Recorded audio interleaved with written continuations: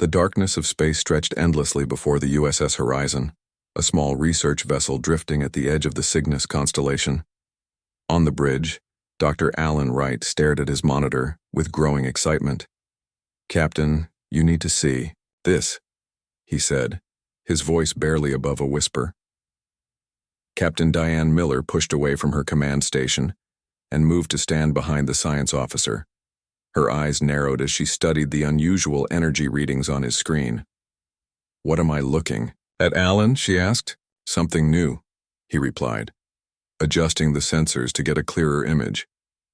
"The nebula ahead. It's not on any of our charts." The view screen showed a swirling mass of purple and crimson gases, beautiful yet somehow unsettling. The cloud-like formation moved in ways that seemed almost purposeful, tendrils of color reaching out before pulling back into the main body. How did we miss something this size in our previous surveys? Diane wondered aloud.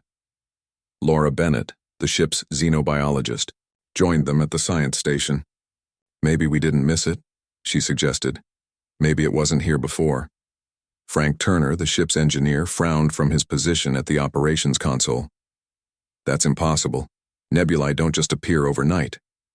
"This one might have," Alan said. "The energy signature is unlike anything I've ever seen. It's emitting patterns that almost look organized." Captain Miller considered their options. The USS Horizon was a research vessel, built for exploration and scientific discovery. This mysterious nebula could be the find of a lifetime. "Helm, take us closer, 1/4 impulse. Maintain distance of 50,000 kilometers from the outer boundary," she ordered. The young helmsman, Officer Henry Carter, nodded. "Yes, Captain. 1/4 impulse." As the ship moved forward, the nebula seemed to grow even more vibrant. The swirling gases intensified, spinning faster as they approached. "Captain, I'm picking up something within the nebula," Laura said, taking over one of the sensor stations. "Metal fragments. Debris fields. There are ships in there. Or what's left of them." Diane's expression hardened. "Ships? Can you identify them?" "Negative. The designs don't match anything in our database, but they're definitely artificial, and there are at least 7 distinct vessel types." Frank called out from his station, his voice tight with concern. "Captain, we're experiencing power fluctuations in the secondary systems. Something's interfering with our energy grid." "Source?" Diane asked sharply. "Unknown, but it started when we approached the nebula." Alan's fingers flew over his console. "The energy patterns from the nebula are becoming more complex, almost like they're responding to our presence." Captain Miller hesitated only a moment. "Yellow alert. Shields. Up." The warning lights bathed the bridge in a soft amber glow as the ship's protective energy fields activated. "I want a full scan of those wrecked ships," Diane ordered. "Let's find out what happened to them before we get any closer." The science and operations teams worked quickly, using the Horizon's advanced sensors to analyze the debris field from a safe distance. The tension on the bridge grew as minutes passed. "Captain," Communications Officer Henry Carter called out suddenly. "I'm picking up a signal. It's very weak, but it's definitely artificial." "A distress call?" Diane asked. "I'm not sure. It's fragmented. Wait, I'm cleaning it up now." The bridge fell silent as a broken voice crackled through the speakers. "Immediate retreat. It feeds on no survivors. The Reaper comes." The message dissolved into static. "That was broadcast 6 months ago based on the signal degradation," Henry reported quietly. Laura looked up from her station, face pale. "Captain, the debris field analysis is complete. Those ships weren't destroyed by weapons fire. The damage patterns suggest they were torn apart from the inside out." "Impossible," Frank muttered. "The evidence is conclusive," Laura insisted. "Whatever happened, it started internally and worked its way outward." Alan suddenly pointed at the view screen. "Look."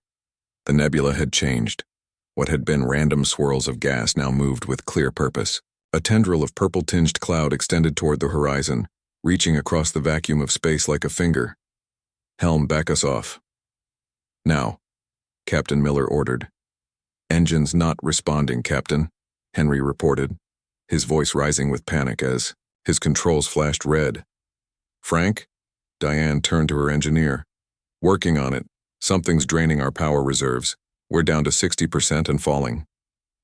The tendril of nebula gas continued its approach, now just kilometers from the ships.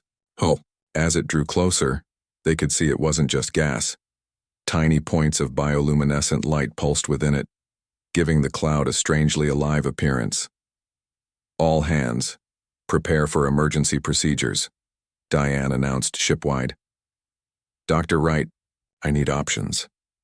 Alan worked frantically at his console. The nebula's composition is changing as it approaches us. The gas density is increasing, becoming almost solid at its leading edge. Laura gasped. It's not just a nebula, the energy patterns, the movement, it's alive. The tendril made contact with the Horizon's shields. Instead of being repelled, it seemed to phase through the energy barrier like it wasn't even there. Shields are failing, Frank reported. Whatever this thing is, our defenses can't stop it. The gas began to envelop the ship, the strange lights within it pulsing more rapidly. Where it touched the hull, the metal seemed to shimmer and distort. Indy? Out an emergency broadcast, Captain Miller ordered. All data, all logs, everything we've learned about this thing. Priority channel to Space Command. Henry nodded grimly and began the transmission. Alan looked up from his readings, his face ashen. Captain, the molecular structure of our hull is changing where the nebula touches it. It's almost like digestion. The ship shuddered violently. Emergency lighting kicked on as primary power failed. Transmission complete, Henry reported. But I don't know if it got through. Communications are down. The bridge crew watched in horrified fascination as the view screen showed the nebula completely surrounding their vessel. The lights inside the gas cloud pulsed in a rhythm that now seemed almost heartbeat-like. Everyone stay calm, Diane said firmly. We're scientists. If this is a life form, we might be able to communicate with it. As if in response, every screen on the bridge suddenly filled with the same pattern, a spiral of light that matched the movements of the nebula outside. Frank's engineering console erupted in sparks. Hull breach on decks 3 through 7. The metal is just dissolving. The spiral pattern on the screens grew more complex, spinning faster. Alan stared at it, transfixed. It's beautiful, he whispered. I think I understand now. Understand? What? Diane demanded, but received no answer as the ship gave another violent lurch. The spiral pattern began to appear in the air itself, light coalescing out of nothing. It's not destroying us, Laura breathed, her eyes wide. It's absorbing us, learning us. As the nebula tightened its grip on the dying ship, the crew of the USS Horizon faced the terrible truth. They had not discovered the nebula. The nebula had discovered them. The last thing Captain Diane Miller saw before darkness claimed her was the spiral of light entering her mind, bringing with it visions of countless other ships, other crews, other civilizations, all preserved in the endless memory of the entity they would come to know as the Nebula Reaper. 6 months passed since the USS Horizon vanished. The fragmented distress signal it had sent reached Earth, but most of the data was corrupted. Only enough remained to pinpoint the ship's last known location and hint at something extraordinary. Dr. Paul Wilson stood before the gathered team in the conference room of Space Station Galileo. His tired eyes moved from face to face as he activated the holographic display. This is why you're all here, he said, pointing to the swirling purple and crimson mass projected above the table. The last image transmitted by the Horizon before we lost contact. Nicole Grant leaned forward, her eyes narrowing as she studied the nebula. As the leading astrophysicist in experimental cosmic phenomena, she had proposed theories about sentient space formations for years. It's beautiful, she whispered. Commander Sam Howard folded his arms across his chest. Beautiful things can still kill you, Doctor. 6 ships gone missing in that sector over the last decade, all hushed up by their respective governments. 6? Gregory Ellis, the xenotechnology expert, looked up from his notes. I was only briefed on the Horizon. The others were classified, Sam replied flatly. 2 mining vessels, a military patrol ship, and 3 research vessels, including the Horizon. No survivors, no distress calls except for the Horizon's partial transmission. Paul nodded grimly. That's why Space Command finally approved this mission. Whatever is out there, it's not just destroying ships. It's getting closer to populated systems. Olivia Rodriguez, their pilot, spoke up. The navigation charts show that region as standard deep space. No anomalies, no unusual gravitational fields. The charts are wrong, Paul said. He tapped a control, and the hologram changed to show a series of stellar positions. Using the limited data from the Horizon and recalculating the positions of known stars, we've determined that this nebula, or whatever it is moving. Moving, Sam repeated. Nebulae don't move. Not like that. Nicole stood and walked around the table, studying the projection from all angles. Unless it's not just a nebula. My research suggests the possibility of cosmic-scale organisms, entities that evolved in the vacuum of space itself. Gregory snorted. Space whales? Really? Mock all you want, Nicole replied calmly.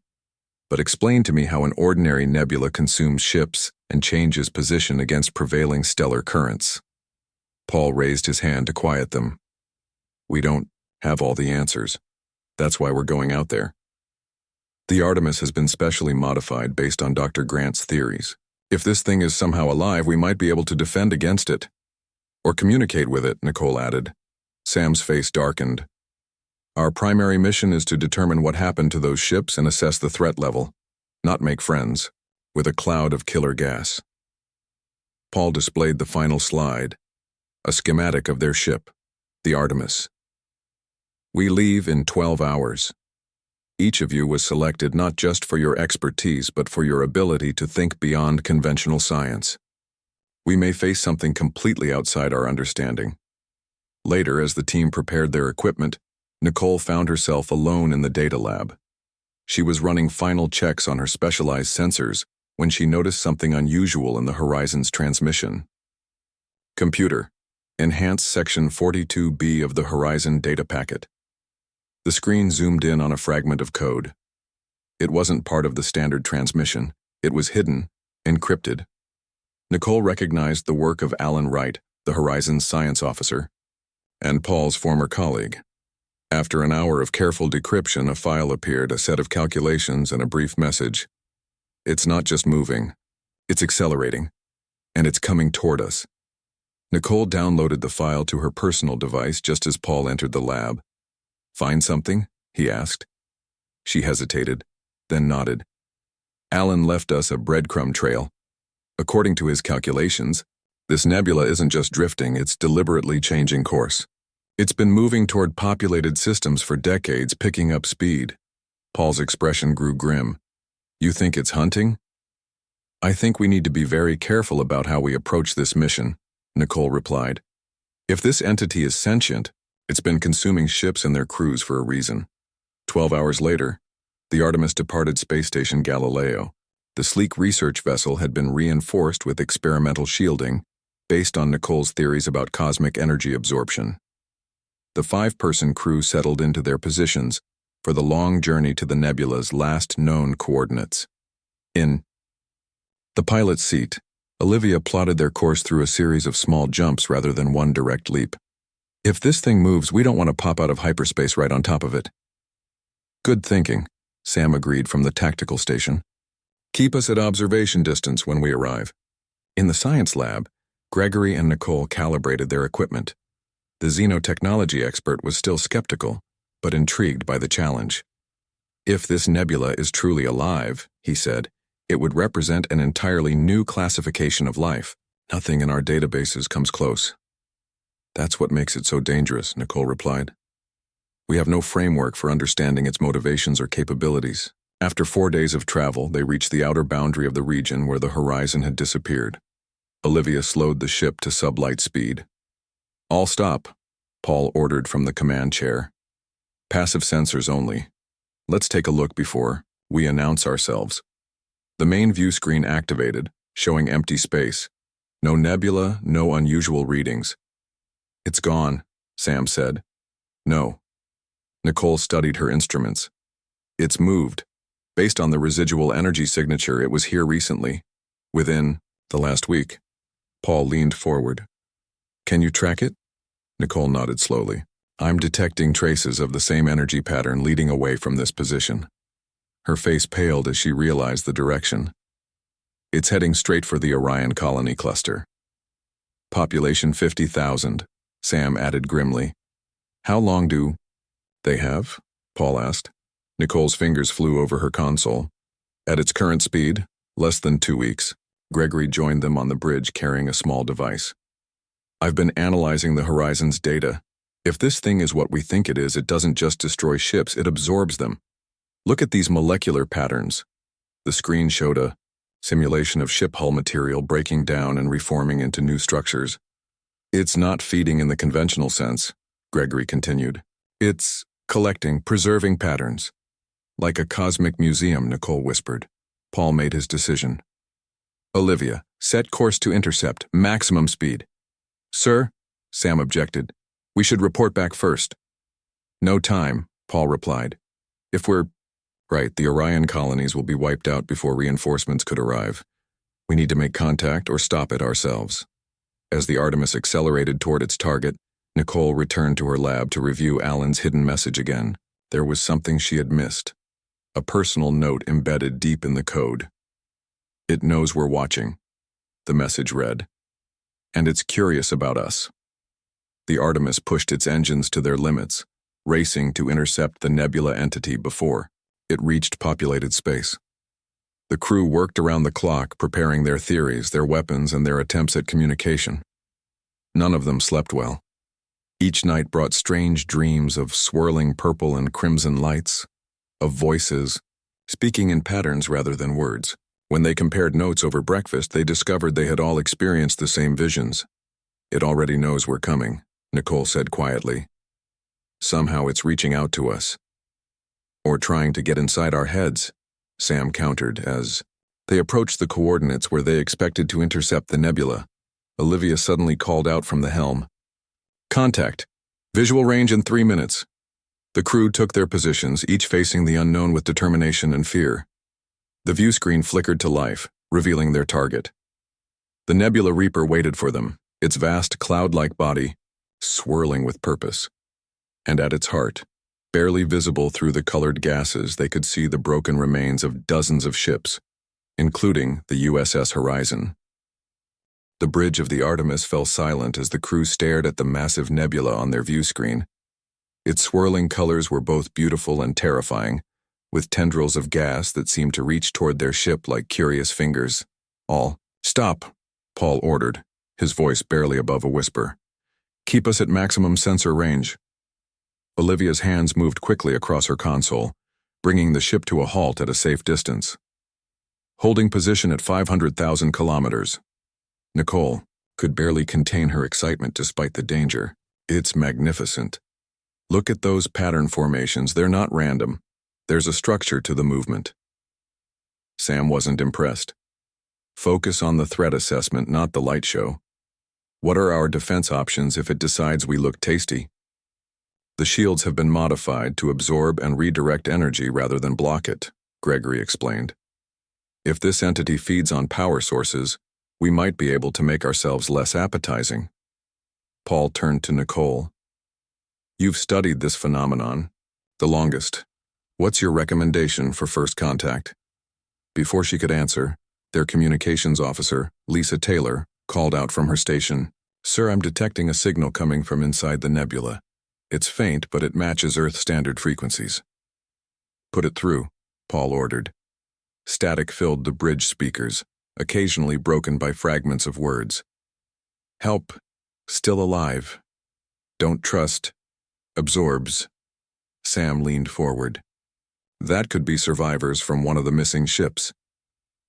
Or a trap, Gregory warned. Paul made his decision. We need more information. Prepare the drones. We'll send in unmanned probes first. The team spent the next hour programming and launching a series of small autonomous drones equipped with specialized sensors. As the devices approached the nebula, they transmitted a wealth of data back to the Artemis. The outer layer is composed of standard nebula gases, Nicole reported, studying the readings. But deeper in, the composition changes. There are particles I've never seen before, behaving in ways that defy physics. Gregory pointed to a different set of readings. The drones are detecting solid matter at the core, a dense concentration of elements. It's like nothing in our records. Look at this, Nicole said suddenly. According to these measurements, parts of the core exist partially outside normal space-time. It's as if the entity exists in multiple dimensions simultaneously. On the view screen, they watched as one of the drones penetrated deeper into the nebula. Its camera showed a graveyard of vessels, ships of various designs and origins, some, clearly not human, arranged in a pattern around the nebula's core. It's collecting them, Nicole whispered. Just like Gregory theorized. Sam pointed to a section of the debris field. There. That's a human mining vessel. Must be one of the ships that went missing. Can we get closer to it? Paul directed the drone toward the wreckage. As they approached, they could see the hull was largely intact but showed signs of strange deterioration. Parts of the metal seemed to have dissolved or transformed into something else. I'm detecting a data core that's still functional, Lisa reported. If we can get the drone close enough, we might be able to download its logs. The drone maneuvered carefully through the debris field. As it approached the mining vessel, tendrils of nebula gas began to move toward it with clear purpose. It back, Sam urged. No, wait, Nicole countered. The entity is curious. It's studying the drone, not attacking it. They watched as the colorful gas surrounded the small machine. Instead of disintegrating, the drone continued to function and transmit data. The entity is scanning it, Gregory realized. It's learning about our technology. After several tense minutes, the gas retreated, allowing the drone to continue its mission. It attached to the mining vessel's external data port and began downloading the ship's logs. We're getting something, Lisa announced. Video files, mostly. Corrupted, but some are intact. The main screen switched to show recorded footage from the mining vessel's final days. The crew appeared increasingly distressed as strange occurrences plagued their ship. Systems failed without explanation. Crew members reported vivid dreams and hallucinations. Then came the most disturbing footage. People collapsing as their bodies seemed to dissolve from within, turning into swirling patterns of light that were absorbed into the walls of the ship. Turn it off, Sam demanded, his face pale. Paul nodded, to Lisa, and the screen went blank. They didn't die from conventional trauma, Gregory said quietly. Their physical forms were somehow converted into energy patterns. That night, as the crew tried to rest, Lisa experienced the most vivid dream. Yet, in it, she floated through the nebula, surrounded by swirling colors that formed into patterns she somehow understood as language. The entity showed her visions of countless civilizations it had encountered over millennia, beings of all shapes and forms, their ships, their cultures, their knowledge. All of them now existed within the vast consciousness of the nebula. When she awoke, Lisa rushed to find Nicole. I communicated with it, she explained breathlessly. The nebula, it showed me things. It's ancient, older than our civilization. It travels through the galaxy collecting species, preserving their essence. Preserving or consuming? Sam asked from the doorway, having overheard their conversation. Both, maybe, Lisa admitted. In its perception, there's no difference. It doesn't see individual lives the way we do.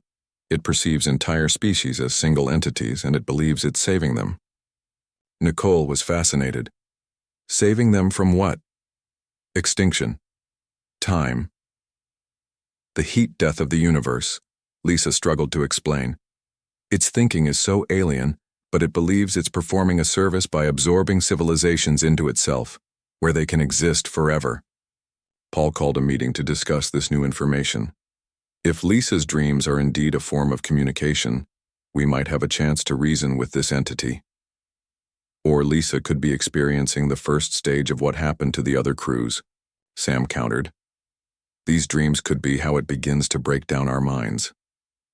Kevin Mitchell, the ship's engineer, interrupted with urgent news. The shield modifications are failing. The nebula's energy is changing, adapting to our defenses. We're experiencing the same power fluctuations the Horizon reported before it disappeared. Paul made a difficult decision. We need to pull back, regroup, and warn the colonies. As Olivia engaged the engines, the ship shuddered violently.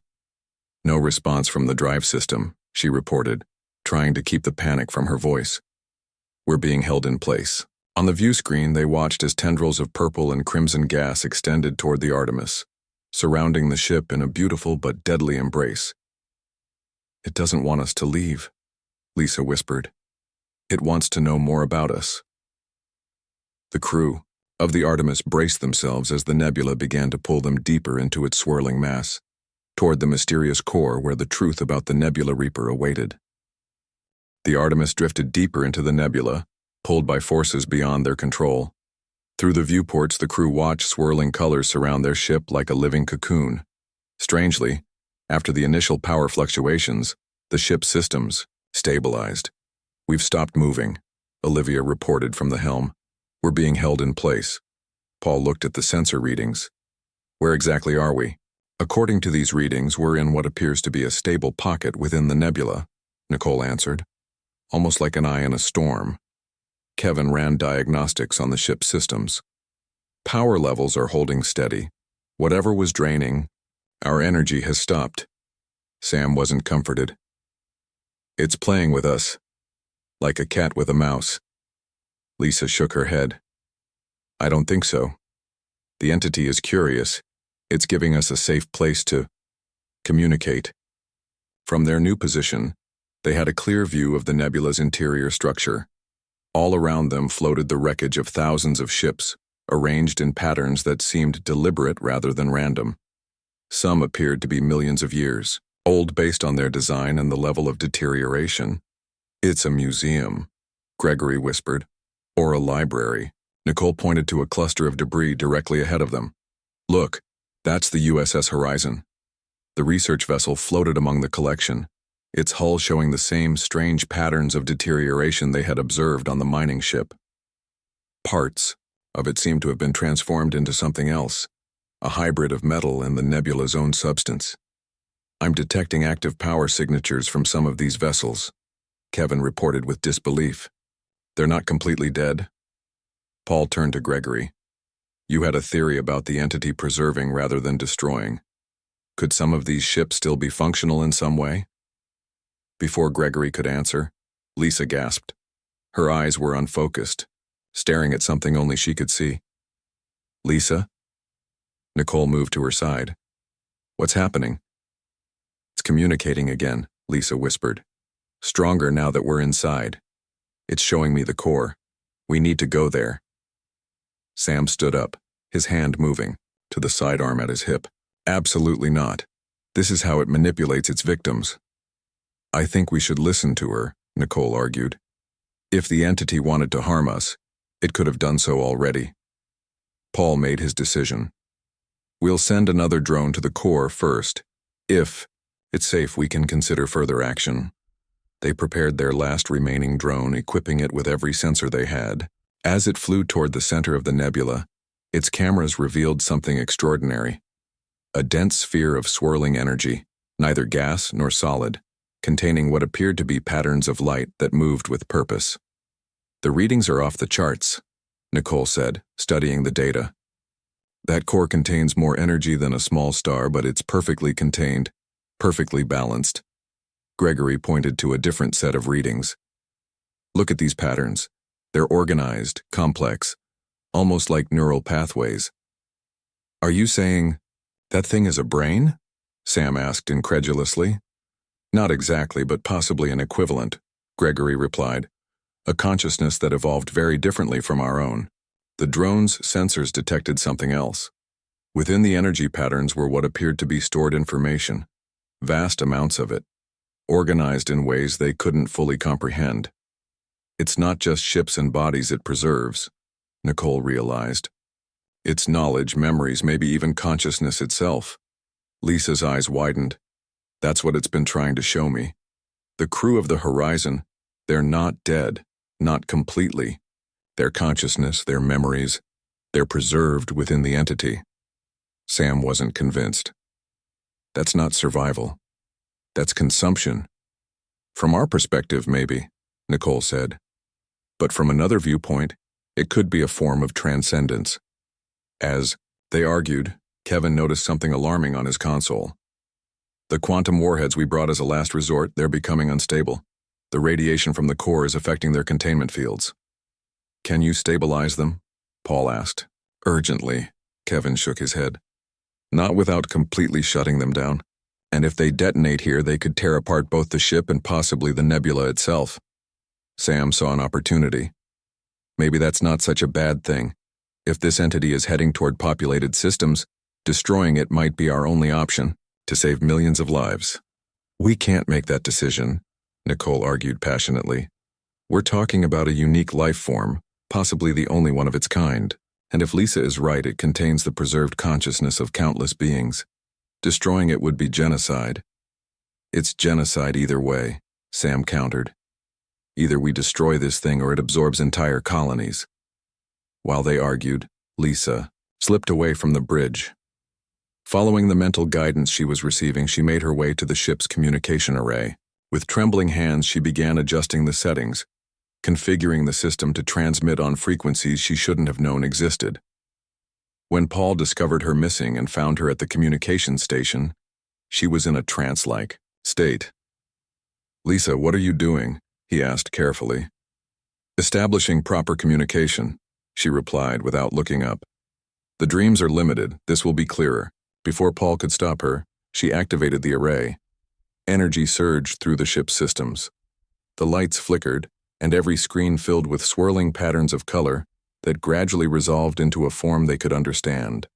A visual language of symbols and images. It's working, Lisa whispered. Now we can truly communicate. Through the newly established link, the entity began to share its nature with the entire crew. They saw visions of its birth in the early universe, its lonely journey across billions of years, its encounters with countless civilizations. They felt its perspective, a being so vast and long-lived that individual organisms seemed as fleeting as sparks, their civilizations merely brief flashes in cosmic time. To the entity, preserving these sparks, capturing their essence before they naturally faded, was an act of compassion, of collection, of remembrance. It had no concept that its actions might be perceived as harmful. Meanwhile, the quantum warheads continued to destabilize. As the crew was absorbed in the mental communication, Sam saw his chance. He made his way to the weapons locker, determined to use the warheads to destroy the entity before it could reach populated systems. As he armed the weapons, the ship shuddered violently. The nebula outside their viewports churned with increasing energy, its colors darkening from purple and crimson to deep blood red. What's happening? Paul demanded, breaking free from the shared vision. The entity knows what Sam is planning, Lisa explained, her voice distant. It feels threatened. For the first time in its existence, it feels fear. The Artemis began to break apart as the nebula's energy intensified. They were running out of time to find a solution, to save themselves, the entity, and the millions of lives that hung in the balance. Nicole turned to Lisa. Can you make it understand? Can you help it see that we don't want to harm it, but we can't let it continue consuming ships and colonies? Lisa nodded slowly. I can try, but I need everyone's help. The entity responds to collective thought, collective consciousness. It needs to understand us as a whole. As the ship groaned around them, the crew of the Artemis faced their greatest challenge, not just surviving the Nebula Reaper, but somehow reaching an understanding with an entity so alien that the very concept of individual life and death meant nothing to it. The Artemis shuddered as metal tore and systems failed. Warning lights flashed across every console while the crew fought to prevent both their destruction and a terrible misunderstanding. Paul raced through the corridors, following Nicole's directions, to find Sam. They located him in the weapons bay, his hands moving over the controls of the quantum warheads. Sam, stop! Paul shouted over the groaning of the ship. You'll kill us all. Sam didn't look up. Better us than millions of colonists. This thing is a planet killer. Nicole stepped forward. We don't know that. Lisa is communicating with it. There might be another way. It's consumed every ship it's encountered, Sam argued. What makes you think we're special? Because we're the first to truly understand what it is, Paul replied. The first to attempt communication instead of just running or fighting. Back on the bridge, Lisa sat motionless at the communications array, her mind deep in connection with the entity. Gregory and Kevin worked frantically to stabilize the ship's failing systems. Lisa, can you hear me? Gregory asked, gently shaking her shoulder. Her eyes opened slowly, glowing with a strange inner light. I can hear both you and the entity. It's confused. It doesn't understand why we fear it. Can you make it understand that absorbing people kills them from our perspective? Kevin asked. Lisa nodded slowly. I'm trying. It's like explaining death to a being that has never experienced it. The entity exists in multiple dimensions. In its perception, it preserves life rather than ends it. Through Lisa, the entity began to understand. It had never considered that the smaller life forms it collected experienced existence as individuals rather than as a collective. The concept that humans valued their separate identities was entirely foreign to it. Meanwhile, in the weapons bay, Nicole made one final plea to Sam. Give us 1 hour. If we can't reach an understanding with the entity by then, I'll help you activate the warheads myself. Sam hesitated, then nodded reluctantly. 1 hour. Not a minute more. They returned to the bridge where Lisa sat surrounded by swirling lights that had emerged from the ship's systems. The lights formed patterns in the air, a visual representation of her communication with the Nebula. It's speaking through the ship's electrical system, Gregory explained, converting energy into patterns we can perceive. Lisa's voice came eerily as if from far away. The entity is ancient. It evolved alongside the early universe, a consciousness born from cosmic energy. For billions of years it was alone, the only one of its kind. The light shifted, showing visions of the empty early universe, a lonely journey across vast gulfs of nothingness. When it first encountered other life forms, it tried to connect with them the only way it knew how, by absorbing their essence into itself. It didn't understand that this destroyed their physical forms. In its perception, it was embracing them, preserving them. Paul stepped forward. Can it release those it has absorbed? The lights pulsed and changed. Lisa tilted her head as if listening. Not completely. The process transforms physical matter. But the consciousness, the memories, those remain intact within the entity. Including the crew of the Horizon, Nicole gasped. They're still alive in there? Can we speak with them? The lights shifted again, forming into a recognizable human shape. As they watched in amazement, the light solidified into the transparent form of Alan Wright, the science officer from the Horizon. Not alive as you understand it, Alan's voice echoed strangely. But not gone either. We exist within the collective consciousness of the entity. Our memories, our knowledge, our essence continues. Is it painful? Paul asked his old friend. Alan's light form seemed to smile. No. It was frightening at first. But now, it's like being part of something vast. We experience existence differently, but we still exist. Sam stepped forward.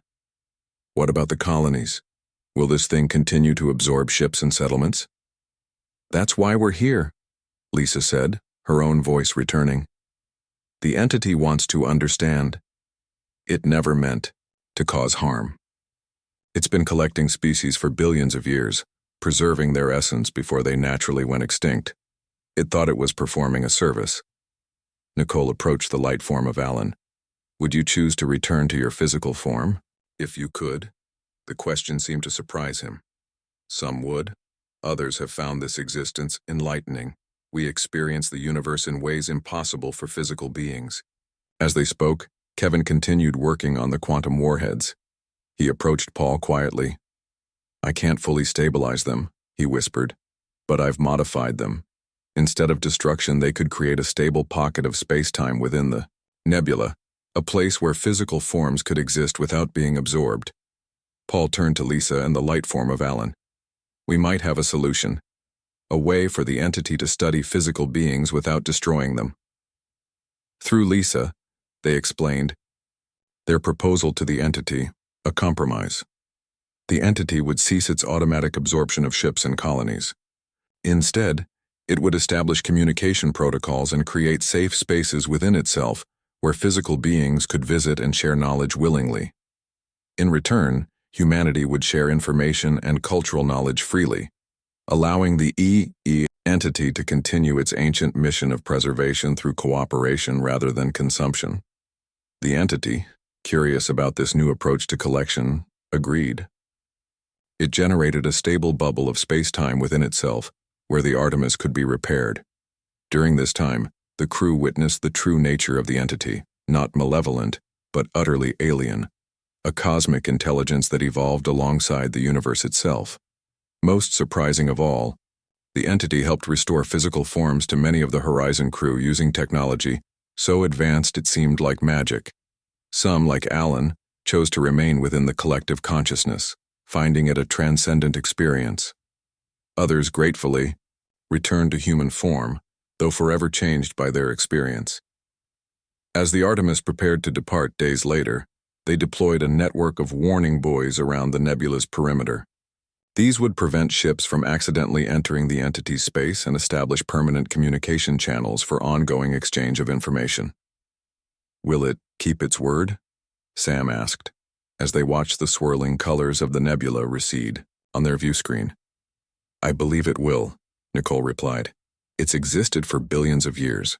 It's patient enough to try a new approach. Lisa smiled faintly. It's lonely. That's what I felt most strongly. An intelligence that old, that vast. It craves connection. Now it has a way to connect without destroying. Paul looked at the data they had collected. We've changed humanity's understanding of life in the universe forever. Consciousness can exist in forms we never imagined. As the Artemis journeyed home, the crew knew they weren't returning as conquering heroes who defeated a cosmic monster. They were returning as ambassadors who had established first contact with perhaps the oldest intelligence in the galaxy, an entity that had been lonely in its singular existence for billions of years. The Nebula Reaper, as they had first called it, continued its journey through the cosmos.